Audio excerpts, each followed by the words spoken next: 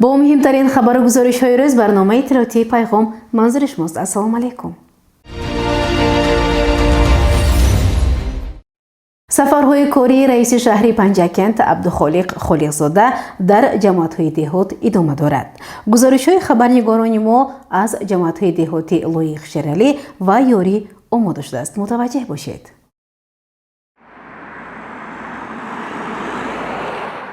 با مقصد شناسایی با ساحه‌های گوناگون جماعت دهاتی لایق شرالی، رئیس شهر عبدالخالق خالقزاده سفر نوبتی کاری را در این جماعت کلانترین انجام داد.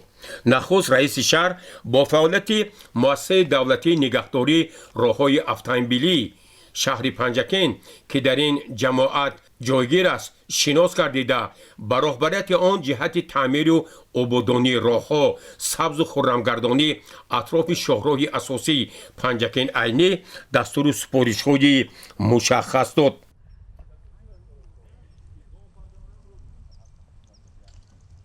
در جریان سفر کاری به جماعت دهاتی لایق شرالی، رئیس شهر با فعالیت حفظ ماهی پروری صاحبکار حاجیف مسعود شناس گردیده به او دستور داد که ما باید در تامین ماهی برای بازار استعمالی شهر پنجکent همه طرفه مساعدت نماییم. در جماعت دهاتی لایق شرالی عین زمان 10 سرخانه ها فعالیت میکنند که آنها واقعا برای تامین بازار استعمالی فعالیت پرثمر دارند. در جریان سفر کاری رئیس شهر با فعالیت سرخانه صاحبکار قربانوف حکیم شناس گردید. او به رئیس شهر اطلاع داد که عین زمان در سرخانه سیب، انگور و سبزی نگهداری شده، قسم آن الکی به بازار استعمالی به فروش برآورده شده است.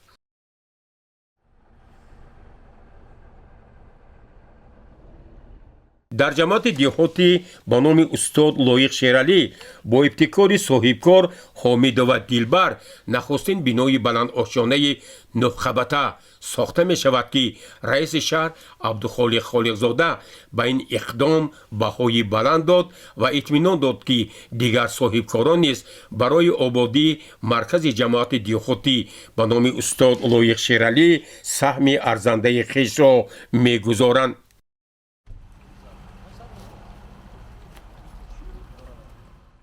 رئیس شهر عبدالخالق خالقزاده با فعالیت استحصالی جمعیت دارای مسئولیت محدود پرندیس نیز توجه ظاهر کرد و از صاحبکار دوستبای محمد درخواست نمود که باید استحصالات در این کارخانه صنعتی با در نظر داشت طلبات بازار به راه مانده شود.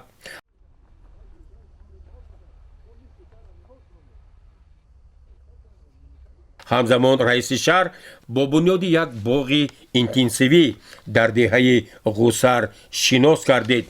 به مسئولین و صاحبکاران دستور داد که واقعا این منطقه برای پرورش میوه و سبزوات مخصوصا انگور خیلی امکانات‌های کلان دارد. رئیس شهر عبدالخالق خالقزاده در دهه بهار جماعت دهاتی به نام استاد لایق شرالی با اقدام صاحبکار میسره رجب بود که اینجا نیز یک سردخانه زمانوی میسازد توجه ظاهر کرد و تاکید نمود که واقعا چنین سردخانه ها برای تامین بازار استعمالی و نگاه داشتن میوه و سبزوات در فصل زمستان خیلی مهم است. در دهه غوسر با اقدام صاحبکار قربانوف اورونبک در سابق فرمه خواجگی دولتی مرغیدر پس از تعمیر برای پرورش چاروا شرایطها فراهم آورده شدند. رئیس شهر با صاحبکار دستور داد که ما باید سرشمار چاروا را زیاد نماییم و امروز برای پس کردن نرخ گوشت در بازارهای شهر و دهاتی پنجکent صاحبکاران مسئولیت بیشتری را باید احساس نمایند. صاحبکار بر رئیس شهر اطلاع داد که از روی نقشه در اینجا به پرورش اسب نیز آغاز می نمایند. در خوجگی دیقانی عبدالله رئیس شهر با فعالیت سردخانه و фермаи ин хоҷагӣ шинос гардид ва таъкид кард ки ташкили чунин имкониятҳо барои зиёд намудани истеҳсоли ҳам маҳсулоти чорво ва ҳамзамон зиёд намудани истеҳсоли ҳама гуна анвои меваю сабзавот муҳим буда барои даҳҳо нафар сокинони деҳаи ғӯсар ҷойҳои нави корӣ фароҳам оварда мешавад.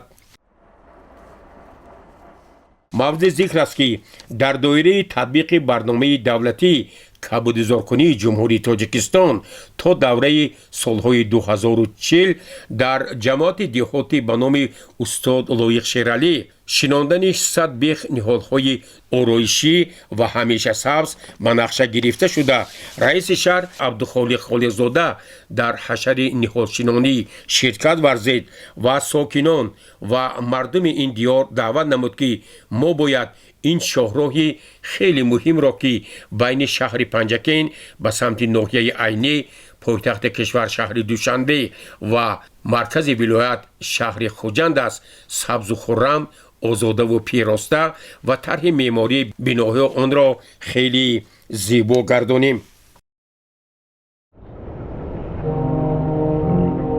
мавриди зикр аст ки бо иштироки раиси шаҳри панҷакен дар маркази ҷамоати деҳотӣ лоиқ шералӣ деҳаи ғӯсар аз тарафи соҳибкор шерзод ҳоҷиев як мағозаи замонавӣ маводи ғизоӣ мавриди истифода қарор гирифта ҳамзамон аз тарафи соҳибкор алишер халилов бунёди фурӯшгоҳи масолиҳи сохтмонӣ дар арафи анҷомёбӣ қарор дорад. раиси шаҳр ба соҳибкор дастур дод ки бояд ин иншоот то арафаи ҷашни байналмилалии наврӯз мавриди истифода қарор гирад ва ҳамзамон барои даҳҳо нафар сокинони ҷамоат ҷойҳои нави корӣ таъсис дода шавад. дар хоҷагии деҳқонии ҳазратқул соҳибов раиси шаҳр ба фаъолияти ин соҳибкор ҷиҳати захираи тухмии картошка таваҷҷӯҳ зоҳир кард ва соҳибкор изҳор дошт ки имсол барои зиёд намудани майдони кишти картошка бо имкониятҳое ки имрӯз дар даст дорад саҳми хешро мегузорад. дар кӯдакистони навбунёди нилуфар раиси шаҳр масъулинро вазифадор кард ки корҳои боқимондаи ободониву созандагиро пурра ба анҷом расонанд. дар ҷараёни сафари корӣ ба ҷамоати деҳоти устод лоиқ шералӣ раиси шаҳр дар деҳаи навобод бо рафти бунёди як пули замонавӣ шинос гардида ҳамзамон дар ин ҷо ба соҳибкор ки ҷиҳати бунёди як коргоҳи истеҳсоли трансформатор оғоз намудааст дастур дод ки ин коргоҳ бояд ҳарчи зудтар тибқи лоиҳа бунёд ва мавриди истифода қарор гирад. дар ҷараёни сафари навбатии корӣ ба ҷамоати деҳотӣ ба номи устод лоиқ шералӣ раиси шаҳр ба манзили сокини деҳаи ғӯсар қумри раҷабова ташриф оварда ду нафар фарзандони ӯ хайём ва майсараро ки маъюби модарзод мебошанд мавриди аёдат қарор дод. ба онҳо маблағҳои пулӣ ва маводи хӯрока тақдим гардид ва ҳамзамон раиси шаҳр абдухолиқ холиқзода изҳор дошт ки чунин хонаводаҳои ниёзманд ва кӯдакони маъюб таҳти назорат ва ғамхории мақомоти дахдор қарор мегиранд. гузориши аббос ҳамросода ва шаҳбоз қурбонов.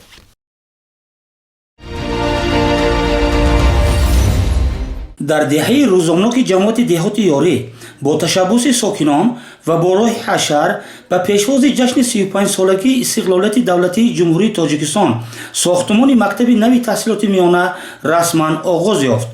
аз рафти корҳои сохтмонӣ раиси шаҳри панҷакен узви маҷлиси миллии маҷлиси олии ҷумҳурии тоҷикистон абдухолиқ холиқзода дидан намуда ба масъулин дастуру сипоришҳои муфид дод. ҳамчун миннатдори худро дар пешвои миллат дар раиси шаҳри панҷакет абдухолиқ холиқзода ва мудири маорифи шаҳри панҷакет عثمان زاده و ساری بیان میکنم و از نام دیهای خودم همین با رحمت میگم که با تشبوس شهر حکومت شهر عبدالخالق خالقزاده و مهاجران مهنتی فقرای روزنامه ارکینجان حقلوف با سردار همین زوار تشریف آورده با دستگیری خلق روزنامه مکتب نوی قانون ما ساخته ایستادگیم. من همین با از نام خودم و از نام خلق خودم مینداری سوال بیان میکنم که من با تشبوسی همین مهاجران مهنت با طرز حشر یک مکتب کلان ساخته ایستادیم که ما حرکت میکنیم که مکتب نو را باز 35 سالگی اقتصاد جمهوری تاجیکستان با استفاده تیمو و همینجا بچهای دیهای خلق روزانه تعلیم و تربیت گیرده و سزاوار آینده وطن شوند و وطن و مادر و خدمت کنند. من پیشوای ملت و ساحه معارف همیقه و سهم خودشون خطی کرده سال به سال معاشهای ساحه معارف چقدر بلند برداشته و حرکت کردن که یک پیش به مانند که همین ساحه معارف و درجه بلند برداشته و معلومه هایی که دیهای خلق ما خدمت وطن کنند، خدمت خلق کنند، آینده نسل فرزندای نو تربیت کرد. در پیشوای ملت میگوییم که همیشه آینده در دست جوانان بهتر از همین مکتب نو تعلیم و تربیت گرفته سزاوار وطن خدمت وطن کنند. من حقلوف مقصد الله تیمیروویچ استقامت کننده دیهای روزیامناک جمعیت یاری میباشم. من مینداری خودم را و مینداری اهل دیهامون را به اساس گذاری صلح و وحدت ملی پیشوای معظم ملت پرزیدنت جمهوری تاجیکستان محترم امامعلی رحمان میرسانم که با شرافت همون کس خوشبختانه در دیهای ما یک مؤسسه زمانوی سر کردیم. من مینداری خودم را از نام ارکینجان حقلوف میرسانم که با اهل دیها گرچنده که اون کس سرداری کرده باشم مردم دیهای ما ارکینجان حقلوف را دستگیری کرده هوای سرد و بهش به نگاه نکرده. من شکری خدا تکورسی مؤسسه را به اتمام رساندیم. با رئیس شهر اطلاع دادند که این مؤسسه تعلیمی از 12 سیخانه عبارت بوده برای قبول تا 300 نفر خواننده در یک بست پیش بینی شده است. لایحه مکتب با نظرداشت طلبات معاصر ساحه معارف تهیه گردیده در آن صنفخانه‌های برهوا، اتاق‌های فنی، حجره‌های آموزگاران و دیگر شرایط ضروری برای تعلیم و تربیت خوانندگان پیش بینی می‌گردد. ساکنان دیه میگویند که تا امروز خوانندگان در بینای کهنه و فرسوده به تحصیل فرا گرفته می شدند. مکتب قبلی بنابر سالهای زیاد استفاده شدنش حال خراب داشته، دیگر به معیارهای بخطری به طلبات تعلیمی جوابگو نبوده است. اولا با همه سلام درود به پیام. اول من یک وظیفه همین دیه سابقه داره مهنت معارف و علم جمهوری تاجیکستان و 50 سال با مکتب خدمت کردم با دیها و فرزند خلق تربیت دادم و شاگردان زیادی آوای رساندم خدا به شکر.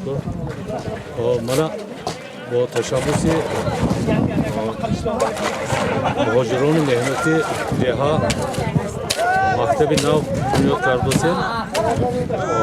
همینا با برای کارشون تیاد، برای عمرشون تیاد و همیشه صحت و سلامت باشند و آبادانی دیها با خدمت‌های دیگر کنند. برای کارشون تیاد عمر دراز تیاد و برای کارشون تیاد راهبر دولت ما دیدم صحت سلامت باشند، راهبر ولایت ما صحت سلامت باشند.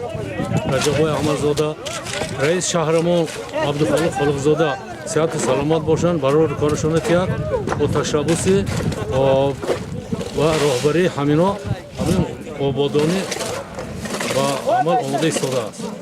در فصلهای سرما و باران مشکلات زیاد پیش می آمد که به جریان مقرری درس‌های تاثیر منفی می رسانید. با آغاز ساختمان مکتب نو اهالی محلی فعالانه سهم می‌گذارند. در کارهای ساختمانی مردان و جوانان با نیروی کاری، دیگران با موادهای ساختمانی و کمک‌های مالیوی اشتراک دارند. масъулини ҷамоат таъкид мекунанд ки чунин иқдом нишонаи ҳамбастагӣ ва дастгирии сиёсати давлат дар самти рушди соҳаи маориф мебошад. гуфта мешавад ки мактаби нав пас аз ба истифода додан на танҳо мушкили норасоии ҷои нишасти хонандагонро ҳал мекунад, балки сатҳу сифати таҳсилро низ дар деҳа боло мебардорад. инчунин бо фароҳам омадани шароити хуби корӣ имконият барои ҷалби омӯзгорони соҳибтаҷриба бештар мегардад. тибқи иттилои масъулин, корҳои сохтмонӣ тибқи нақша идома дошта, мақсад гузошта шудааст ки иншоот дар муҳлати муайян шуда ба истифода дода шавад. сокинони деҳа умед доранд ки мактаби нав тӯҳфаи арзанда ба ҷашни бузурги миллӣ гардида барои наслҳои оянда заминаи устувори донишомӯзиро фароҳам меоварад. худоё, огаҳӣ дар зиндагонии ҳар дили покро, дили шоду дили нороҳати пурсӯзи ғамнокро бидодӣ бар ҳама одамгариву ақлу идрокро. зиёфатҳо нигаҳбонӣ намоӣ рӯзи обнокро. ҳама бигзошта саҳми хешро дар роҳи ободӣ. ҳама ободии мардум бувад аз рӯи озодӣ. ҳамеша кош ки тӯй бошаду хурсандиву шодӣ. зиёфатҳо нигаҳбонӣ намоӣ рӯзи обнокро. барори кор деҳ бар мардуми дилсӯзу чолокаш, ба мардони қавию дӯстдору неку бебокаш. муҳаббатро макун як лаҳзаи бегона аз хокаш. зиёфатҳо нигаҳбонӣ намоӣ рӯзи обнокро. ҳама аз як гиребон бемуҳобо сар бурун карданд. бародарвор тухми душманиро сарнагун карданд. ба қалби хештан одамгариҳоро фузун карданд. зиёфатҳо нигаҳбонӣ намоӣ рӯзи обнокро. натарсиданду пардохт карданд аз рӯи дороӣ. барои пешравии деҳаву оҳанги зебоӣ. аё маҳкампурӣ, бар дидаву дилҳои мо ҷоӣ. зиёфатҳо нигаҳбонӣ намоӣ рӯзи обнокро. гузориши ғайбулло муҳаммадиёв, исмоилҷон холов.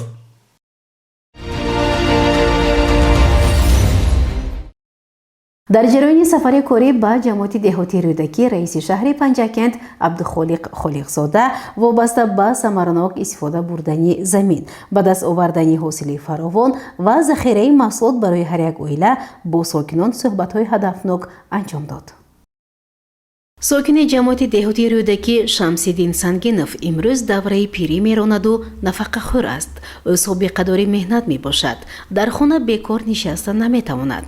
ин аст ки ӯ бо кишоварзӣ машғул аст. дар замини назди ҳавлигиаш гармхонаи хурдро ташкил карда аз он ҳосили хубу сабзавоту кабутиро низ ба даст овардааст. мегӯяд ба замин чӣ хел муносибат кунӣ ҳамон тавр ҳосил хоҳӣ гирифт.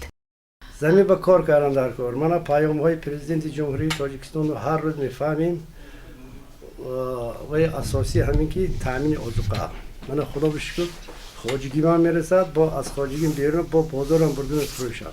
ман тавсия медиҳам ки замин ин сарвати бебаҳои худодод, асос меҳнат, манам меҳнат кунед, роҳатиша мебинед. асос ҳамин ки озуқаи ваёи минералӣ дода ҳамин замин самаранок истифода барем. шамсиддин сангинов мегӯяд бунёди гармхона ва самаранок истифода бурдани замин аз ҳар ҷиҳат манфиати зиёд дошта, он имкон медиҳад ки кишоварзон дар тамоми фасли сол бо деҳқонӣ машғул шуда зироати кишоварзӣ ба талаботи бозор мутобиқро бо сифати беҳтару хубтар истеҳсол намоянд. ӯ низ аз замини назди ҳавлигӣ ва замини саҳмдорӣ ҳосили фаровон гирифта барои оилааш захираи маводи озуқавориро пурра таъмин кардааст. 16 содиқ замини саҳм дорам. мана дар замини саҳмам 10 содиқаш пиёз коридам ки 3 тона пиёз гирифтам. 6.5 содиқ картишка коридам ки картишкам худо бишукр замини назди ҳавлигим қити 1.5 тона картишки захира дорам дар ча барои захира истода. соли моҳҳои охири феврал аввали март пишом мана ин картишка барои тухмӣ кун моҳи феврал ҳаво ки гарм шуд замини назди ҳавлигим нишонам. من در همون زمین صف در گوجایی که کارتوشکا بود در قطارها من جوری موندم در بین هر کدامش من جوری گرفتم با خیلی هست اینجا جمع این لوبیا من لوبیا حاصلش در یک زمین من کدو گرفتم که 4 نوعی محصولات جمع آوری کردم برای خواجگی.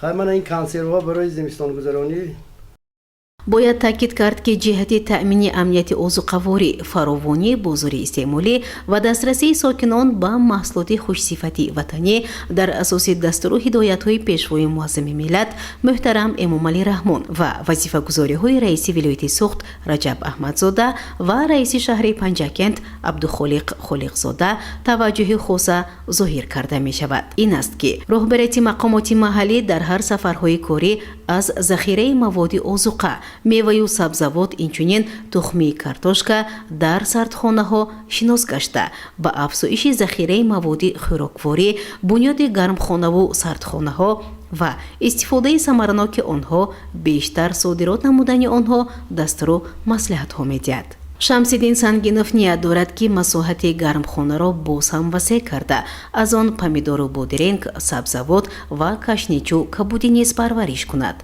زیرا گرمخانه یکی از واسطه‌های مهم برای با محصولات تر و تازه غیر موسمی به حساب رفته، همچنین از نگاه اقتصادی واسطه خوبی درآمد می باشد.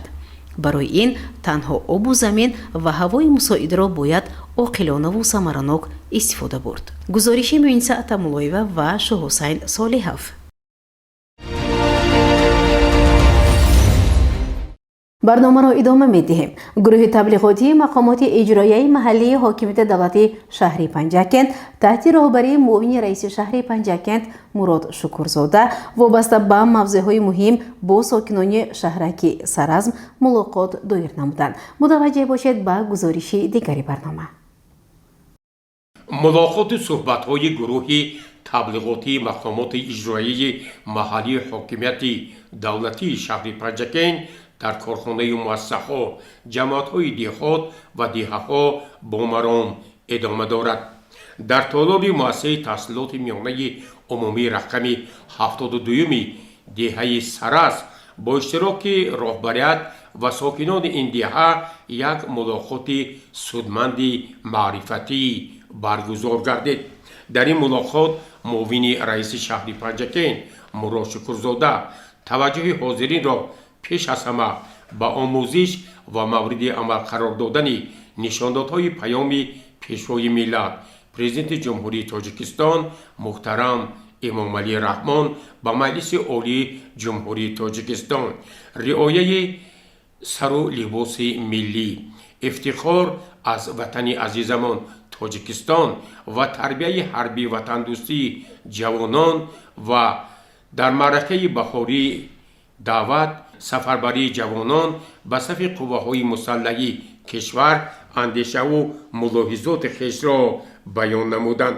در این ملاقات مشاور شعبه معارف شهر پنجاکند پروینه میرزایی و توجه ساکنان دهه سرز را پیش از همه با تعلیم و تربیت فرزندان، اخلاق حمیده آنها، اجرای قانون جمهوری تاجیکستان برای تعلیم و تربیت کودک و دیگر مسائل ساحه معارف جلب نمود. در این ملاقات سرمتخصص ریاست اگنتی مهنت و شغل اهالی شهر پنجاکند خورشیده امینزاده امروز با عنوان این دهه می توانند توسط ریاست اگنتی مهنت و شغل اهالی با آموزش کسب‌های گوناگون فرا گرفته شده همزمان در تامین جایهای کاری با آنها مساعدت کردن امکان پذیر است. سرمتخصص شعبه رشد اجتماعی و رابطه با جامعه دستگاهی رئیس شهر علیم خان کلانوف با حاضرین اطلاع داد که ما در سال 2026 در سال فرخنده تجلیل 35مین سالگرد استقلال دولتی جمهوری تاجیکستان قرار داریم و باید در زمینه پیام پیشوای ملت که سال 2026 را سال وسعت دادن کارهای آبادانی و سازندگی تحکیم خودشناسی ملی اعلان کردند. ساکنان جماعت دهاتی سرس خاصه شهرک سرس باید سهم ارزنده خویش را گذارند. در این ملاقات مدیر شعبه ترغیبات و اطلاعات کمیسیون حزب خلقی دموکراتی تاجیکستان در شهر پنجکن مطربوف علیشیر با حاضرین اطلاع داد که امروز مقصد و مرام حزبیان در سمت بلندبرداشتن معرفت اهل جامعه ترغیب نشاندادهای پیام پیشوای ملت پرزیدنت جمهوری تاجیکستان و دعوت مردم به کارهای آبادانی و سازندگی بلندبرداشتن مسئولیت والدان در تعلیم و تربیت فرزند و دیگر مسئله ها روانه شده است. در پایان این ملاقات معاون رئیس شهری پنجکن مراد شکرزاده از ساکنان دهه سرس دعوت به عمل آورد که آنها باید در سال فرخنده 35مین سالگرد استقلال دولتی جمهوری تاجیکستان تمام جهد و تلاش‌های خویش را برای آبادی دیار خویش و در مجموع شهر باستانی پنجکن روانه نمایند. در این ملاقات ناطقان مردم دهه سرس را با فرارسی روز تأسیسیابی ارتش ملی جمهوری تاجیکستان صمیمانه تبریک و مبارکباد گفتند. در اساس برقی جمعیت سهامی گشاده شبکه‌های تقسیمات برق جمهوری تاجیکستان به مناسبت آغازیابی ماه شریف رمضان محدودیت برق کم کرده شد. این خوش خبر را رهبری شبکه‌های برق پنجکن به خبرنگاران اطلاع داده همزمان به دیگر سوال‌های خبرنگاران پاسخ گفت.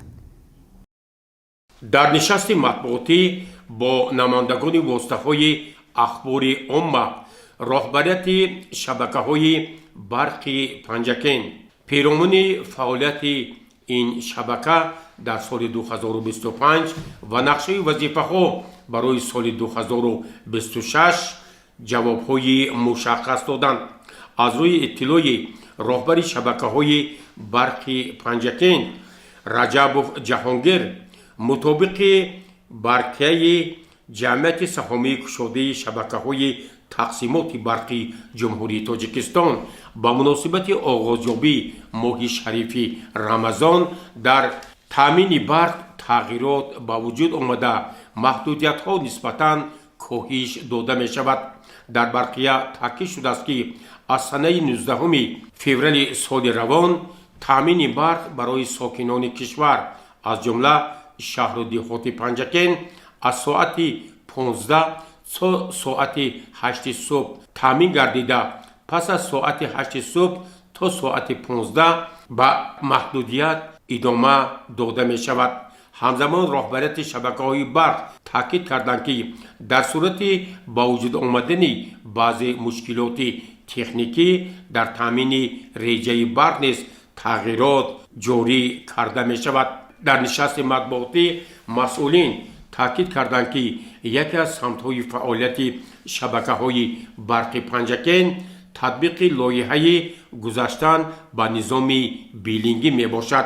تاکید گردید که در سال 2025 علاقه در 143 پایگاه‌های برقرسانی حسابکنک‌های بیلینگی نصب گردیده در 18 کارخانه‌های صنعتی و خدمترسانی چنین حسابکنک‌های بیلینگی گذاشته شدند. رهبریت شبکه‌های برق پنجکن همزمان تاکید کردند که این لایحه باید تا سال 2027 در شهر پنجکن به انجام رسانیده شود و نصب حسابکنک‌های بیلینگی رایگان می باشد. در نشست مطبوعاتی با سوال‌های خبرنگاران از طرف اجرا کننده رهبری تکنیکی شاهرخ شریفوف اطلاع داده شد که واقعاً ما با مردم جهت استفاده صرفه‌کارانه نیروی برق صحبت و ملاقات‌ها انجام دادیم. از ساکنانی که در حولی‌ها زندگی می‌کنند دعوت کردیم که آنها بیشتر از انگشت و هیزم استفاده برند. همزمان برای پیشگیری از دزدی برق و استفاده غیرقانونی آن نیز یک قطار تدبیرها عملی کرده شدند. در نشست مطبوعاتی به خبرنگاران اطلاع داده شد که بقیه قرض مبلغ قرضهای استفاده نیروی برق از شهروندان 1,700,000 سومانی و از تشکیلات کارخانه ها 8,400,000 سومانی را تشکیل می دهد. در نتیجه انجام دادن یک قطار سنجش ها نسبت به 2 نفر کارمند شبکه های برقی پنجکین و چندین نفر شهروندانی که طلبات قانون را رعایت نکردند توسط مقامات سود و پروکراتورا پرونده های مأموری و جنایتی ترتیب داده آنها از روی قانون جزا گرفتند. در نشست مطبوعاتی راهبردار شبکه های برق شهر پنجکین تاکید کردند که دوام سالهای 2024-2025 برای کم کردن تلف نیروی برق با استفاده از عامل‌های ثمره‌بخش با کامیابی‌ها نائل شدند و از مردم تشکیلات و کارخانه‌ها دعوت کردند که برق را صرفه‌کارانه استفاده نمایند. گزارش عباس همراساده و شاه حسین صالحов.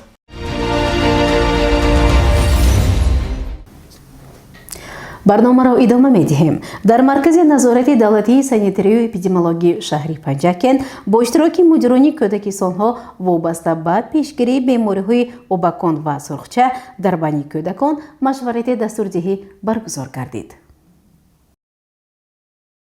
дар асоси нақша чорабиниҳои тарғиботии маркази назоратии давлатии санитарию эпидемиологии шаҳри Панҷакен бо мақсади пешгирӣ ва роҳҳои ташхису табобати бемориҳои суръати обакон ва зарпарвин тадбирҳои зарурӣ амалӣ мешаванд. вобаста ба чорабиниҳои зикршуда бо иштироки мудирони кӯдакисонҳои шаҳру деҳоти Панҷакен машварат баргузор шуд. директори маркази назоратии давлатии санитарию эпидемиологии шаҳри Панҷакен Бурҳон Атофаҷаев машваратро ифтитоҳ намуда оиди бемории зарпарвин маълумот дода аз ҷумла чунин гуфт: бемории зарпарвин дар фасли тирамоҳ хуруҷ мекунад. сабабҳои асосии афзоиши ин беморӣ зиёдшавии вирусҳои барангезанда мебошанд. дар илми тиб зарпарвинро гепатит низ меноманд.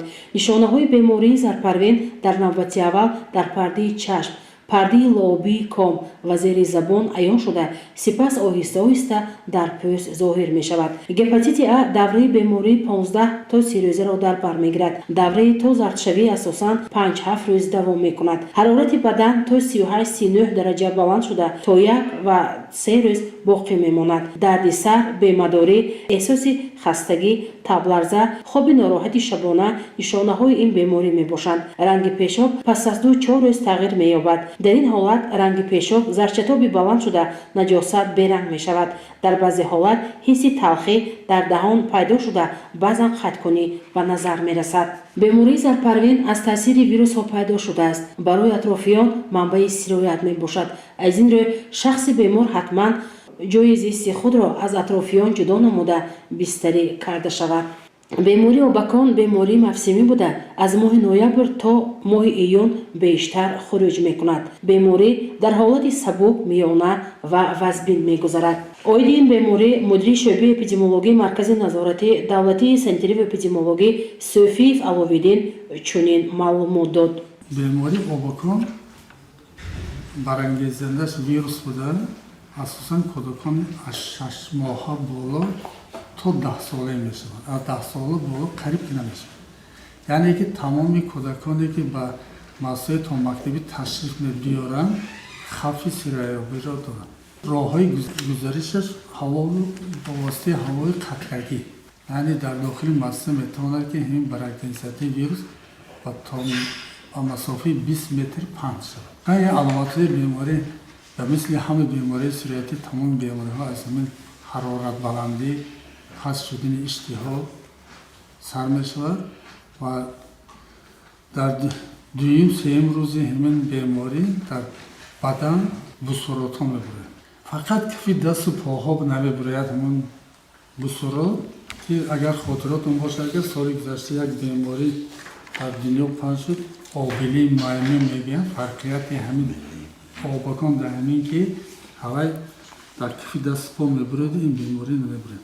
همین حرارت بلندی کودکان تا 6 روز دوام یافته اساسا همین عوض نمیدین هوای همین حضور که چقدری که ما تیز همین هوای حضوری وای کنیم این ویروس در همین بیرون از بدن آدم نااستوار است، یعنی که وابسته علاقمندی یا تماسی برای از یکدیگر به یکدیگر نمیگذاره.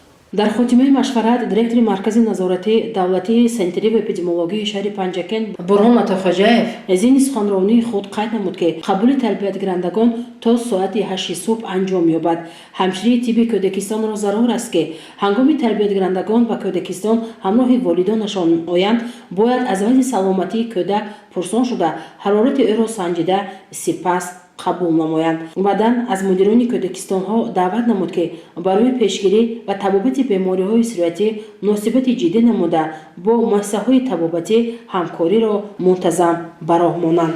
گزارش دلشاده حلیم و اسماعیل جان خالف. ба хотири гиромӣ дошти ёди устоди варзиш оид ба волейбол бобоҷон арслонов мусобиқаи волейбол гузаронида шуд. идомаи ин мавзӯъ дар гузориши ҳамкорони мо. یکی از نمودهای شهرت یافته رشته ورزش رو بازی والیبال تشکیل می‌دهد. چطور می‌دانیم والیبال رو ویلیام جان مورگان استاد کالج اساسیاسیون جوانان خریستیان اساس گذاشته است و شروع از سال 1895 بازی والیبال میان جوانان گذرانیده می‌شود. چون این یک بازی جالب در شهر پنجکند به خاطر گرامی داشتی استاد ورزش اوید به نماد والیبال علاوه معروف ارسلانوف باباجان میانی 20 دسته جماعت و دهاتی شهری پنجکند گذرانیده شد. بازی مذکور در دوام 3 روز گذرانیده شده غالبان معین و با تحفه ها قدردانی گردیدند. من самадов мершод декани факултети табиатшиносӣ ва тарбияи исмонӣ дар ин мусобиқа ки ҳамчун ба ҳайси сардовар будам мусобиқа ба як сатҳи баланд ва бо мухлисони зиёд ба анҷом расид ки дастаҳои дӯстӣ ҷойи сеюм ва дастаи ҷамоати рӯдакӣ ҷойи дуюм ва чемпиони мусобиқа дастаи вешис буданд ки мусобиқа ба пуррагӣ ҷамъбаст намуда ғолибонро бо сипоснома медал و جام به خاطر ارسلان باباجان سپاریده شد. مورد به ذکر است که غالب مسابقه مذکور دسته ویشیست می باشد و بازیگران با سپاسنامه، مدال و جام قدردانی گردیدند. این اولین بازی به خاطر گرامی داشتی ارسلانوف باباجان نبوده مسابقه دوم است که عاید به والیبال گذرانیده می شود. هدف چاره‌بینی جلب هرچی بیشتری جوانان به مشغولیت‌های شایسته و رشد بازی والیبال در جامعه بوده. در آخر چطور گفتیم غالبان با مکافات‌ها قدردانی گردیدند و ذکر گردید که گذرانیدن چنین چاره‌بینی‌ها برای نه تنها جلب جوانان به ورزش بلکه مستحکم نمودن دوستی میان جوانان شهر و دهات می باشد. گزارشی مرتبه رحمانوه و شالسین صالحов.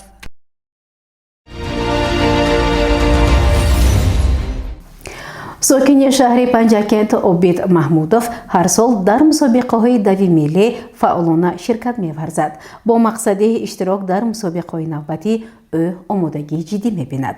متوجه باشید با ادامه این موضوع در گزارش خبرنگاران ما. عبیدجان محمودов ساکن 63 ساله شهر پنجکند از آوان کودکی به ورزش سبک شوق زیادی دارد. همه ساله در مسابقه های دوی ملی که در شهر دوشنبه برگزار می گردد شرکت می نماید. من محمودov عبیدجان ساکن شهر پنجکند 63 ساله می باشم. من خودم از خوردم سر کردم من تا 63 بدارم تا حاضر من با ورزش سبک مشغولم. یگان وقت دم نمیگیرم. عبیدجان محمودov در بازار مرکزی شهر پنجکند با عربه‌کشی زندگیش را پیش میبرد. از بازار ساعت 11 عربه آورم، از ساعت 12 سر میکنم خوشتپه، از خوشتپه زیبان شورچه تا ساعت 4 بگاهه قریب 22-24 کیلومتر طی میکنم. من همه شفیارای پنج همه مخلصایی که معمولا مرا در راه میبینم میگن چون شما میدوید، من میگم برای سلامتی همه بهترین ورزش سبک ҳама барои саломатӣ. Ягон одам касал намешуд, наоборот солим мешуд, нағз намегиред, хиёл мекунед ки як бачаи ёш боред. мана ҳеҷ кас намегӯяд худо да ман қувват дод, мен намедонам, худованди бузург. ҳамин варзиши сабук наметавонам. аз хурдиам сакара бо мана наздикӣ ба шаҳри Душанбе байни давлатҳо мусобиқаи байналмилалӣ мешуд. ман аллакай тайёрӣ дидостем. ягон дам нагиртагем, тайёрем, ҳама вақт тайёрӣ. ман машғулам варзиши сабукба. ҳоло бошад ба мусобиқаи навбатӣ омодагии худро мебинад. мо ба Обидҷон Маҳмудов барору комёбӣ хоҳонем. гузориши шодонаи ҳамроҳ ва Шоҳусайн Солиҳов. бинандагони азиз, ба як эълон таваҷҷӯҳ намоед. ба таваҷҷӯҳи сокинони шаҳру деҳоти Панҷакент расонида мешавад ки хатсайри парвози ҳавопаймо дар самти Душанбе Панҷакент Душанбе аз нав ба роҳ монда шудааст. дар сурати ҷамъ шудани мусофирон ва ҳавои мусоид парвози ҳавопаймо идома дода мешавад. телефонҳо барои маълумоти бештар 91 508 80 10 11 000 00 ва 92 771 91 56. рақамҳои телефонро такрор мекунам. 91 508 80 10 11 000 00 ва 92 771 91 56.